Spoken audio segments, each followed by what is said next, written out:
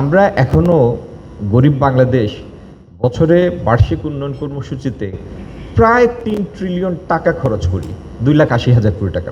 প্রায় 7 কোটি লোক এখনো দারিদ্র সীমায় অথবা তার নিচে বসবাস করে। ভারতে আমাদের GDP to national debt ratio কত ছিল?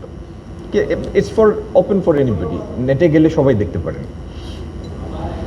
অস্বাভাবিকতাটা তখন যখন আমরা অ্যাকাউন্টেবিলিটিটার দরজাটা বন্ধ করে দিয়েছিলাম।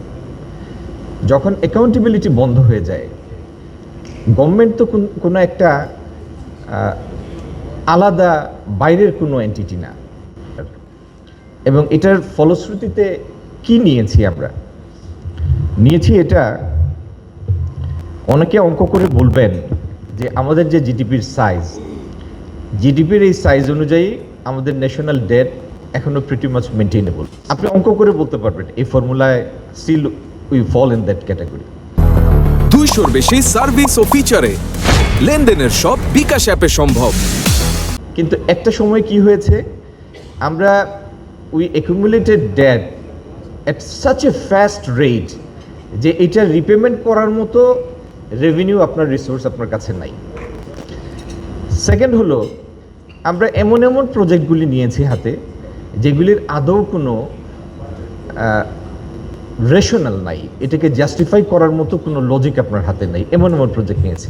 ইকোনমিক ম্যানেজমেন্টের একদম বটম লাইন একটা ডেফিনেশন হলো যে আপনি সম্পদ সবসময় সীমিত, যে কোনো সম্পদই সীমিত। এই সীমিত সম্পদ কোথায় আপনি অ্যাপ্লাই করবেন টু এনশিওর বেস্ট রিটার্ন, এটাই হচ্ছে ইকোনমিক ম্যানেজমেন্টের বটম লাইন। তো আপনার প্রায়োরিটির মধ্যে কোন প্রজেক্টগুলি নিলে আপনি বেস্ট রিটার্ন পেতে পারেন, এটাই হচ্ছে ইকোনমিক ম্যানেজমেন্ট। আমরা এখনও গরিব বাংলাদেশ বছরে বার্ষিক উন্নয়ন কর্মসূচিতে প্রায় ৩ ট্রিলিয়ন টাকা খরচ করি, 2,80,000 কোটি টাকার মতো প্রতি বছর। এই 2,80,000 কোটি টাকার মধ্যে আমাদেরই একটা ডিপার্টমেন্ট আছে প্ল্যানিং কমিশনে, IMED, implementation monitoring evaluation division. IMED যখন পোস্ট অ্যানালিসিস করে তখন দেখা যায় প্রজেক্টের মধ্যে অনেক ধরনের দুর্নীতি, প্রজেক্টের রিয়েল অবজেক্টিভ নাই, এবং কোর এক্সপেন্ডিচার যেটা দিয়ে আপনি ফলাফল আনবেন সেটার পার্সেন্টেজ অনেক লো যে টাকা আমরা খরচ করি। তাহলে একটা নর্মাল এনভায়রনমেন্টে যাওয়ার জন্য আমাদের দরকারটা কি? প্রথম দরকার হচ্ছে সরকার যে প্রকল্পগুলি নিবে সেই প্রকল্পগুলি নেয়ার একটা সত্যিকার সক্ষমতা তৈরি করা, এটার মধ্যে অ্যাকাউন্টেবিলিটি আনা, খরচ করার একটা সক্ষমতা তৈরি। যে ইন্ডাস্ট্রি যে মনে করেন আপনার যে পারচেজ ডিপার্টমেন্ট, আমার স্টিল মিলের চেয়ারম্যান সাহেব যেটা বললেন, মনে করেন আপনার মিলের পারচেজ যারা করে, আপনি বছরে 500 কোটি টাকার পারচেজ করেন।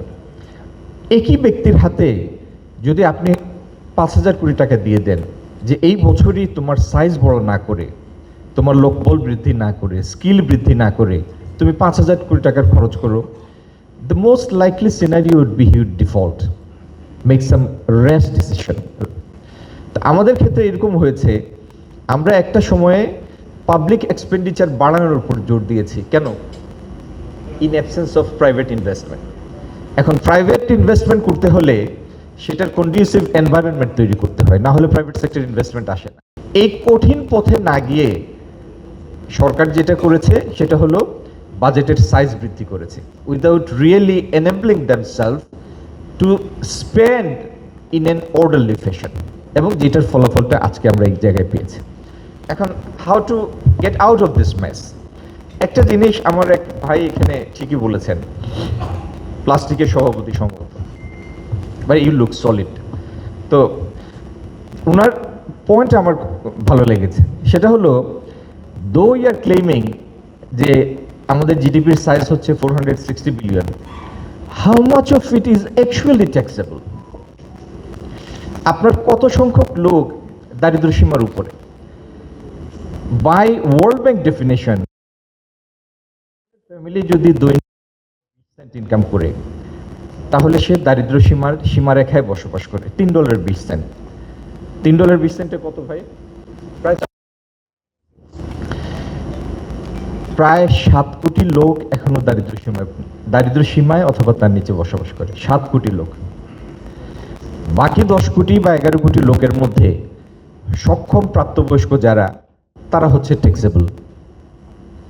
যদি আপনি এই বেসিকও ধরেন, যদিও বাস্তবতা হচ্ছে আরবান এরিয়ায় বসবাসকারী একটা ফ্যামিলি যাদের বাৎসরিক ইনকাম 5 লাখ টাকা, আপনার যে ফিসক্যাল ম্যাস তৈরি হয়েছে এখান থেকে বের হতে হলে আপনার জিডিপির সাইজটা যদি শুধু রিটেইন করতে হয়, নট গ্রোথ, আপনার যদি আজকের জায়গায় আগামী বছর এই জিডিপির সাইজ রিটেইন করতে হয়, still you need to have a growth.